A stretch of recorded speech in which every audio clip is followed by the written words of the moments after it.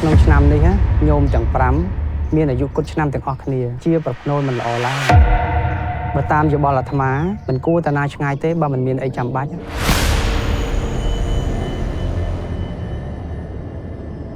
ឡូមេភូមិខ្ញុំមកដល់ផ្លូវហ្នឹងហើយដីអម៉ៃទៅតាមណាទៀតដីអម៉ៃនឹងមានអីសម្គាល់អត់ដីអញដីមួយមានឈ្មោះភូមិគ្រឿងម្លិះហ្នឹងគ្រឿងម្លិះវិញស្គាល់ភូមិគ្រឿងម្លិះទេខ្ញុំ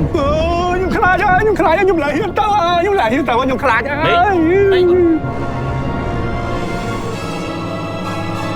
និយាយទៅបងអញទូរស័ព្ទមានសេវាហ៎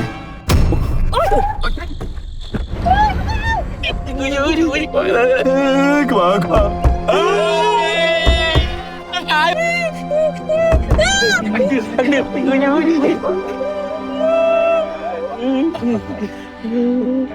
លណែគ្នាយើង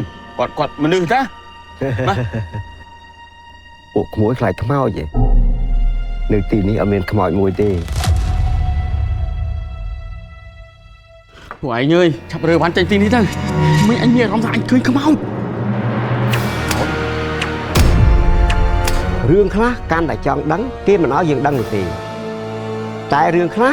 យើងមិនចង់ដឹងបែរជាគេឲ្យយើងដឹងទៅវិញ